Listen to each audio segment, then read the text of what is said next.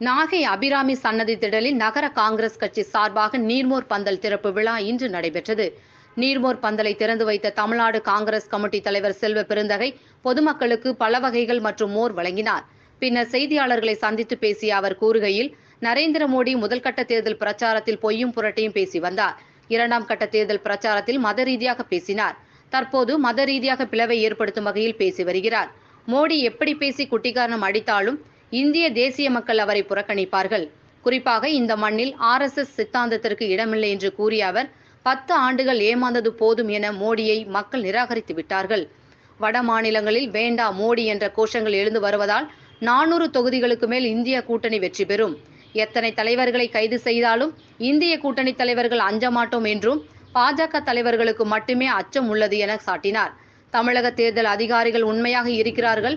ஆனால் பாசிச சக்திகளான பாஜக தில்லுமுள்ளு செய்யாமல் பார்த்துக் கொள்ள வேண்டும். மக்களின் வாக்குரிமை, அதிகாரம் மற்றும் சுதந்திரத்தில் பாஜக தலையிடக்கூடாது என்று கூறிய செல்வ பெருந்தகை, ஆட்சியை பிடிப்போம் என்று கூறி வரும் அண்ணாமலை ஆட்டுக்குட்டியை வேண்டுமானாலும் பிடிக்கலாம் என்று விமர்சித்தார்.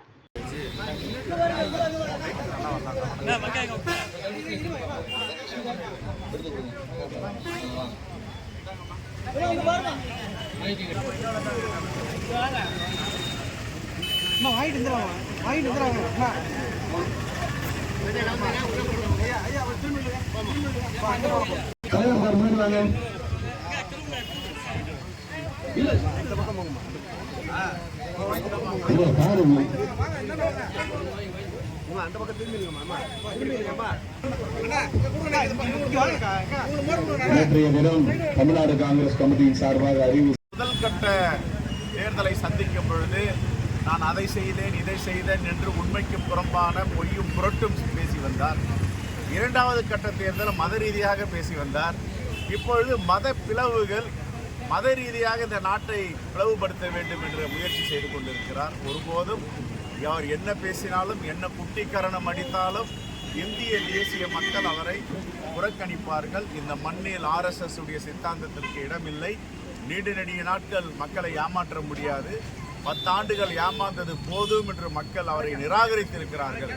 நிராகரிக்கப்பட்ட பிரதமராக மோடி இருக்கிறார். தமிழ்நாட்டில் வேண்டாம் மோடி என்ற கோஷங்கள் எழுந்து வந்தது. அதே போன்று வட மாநிலங்களிலும் இப்பொழுது வேண்டாம் மோடி, நிராகரிக்கப்பட்ட பாஜக என்ற கோஷம் எழுந்து வருகிறது. ஆகவே 400 தொகுதிகள் மேல் இந்தியா கூட்டணி பெருவாரியான இடங்களில்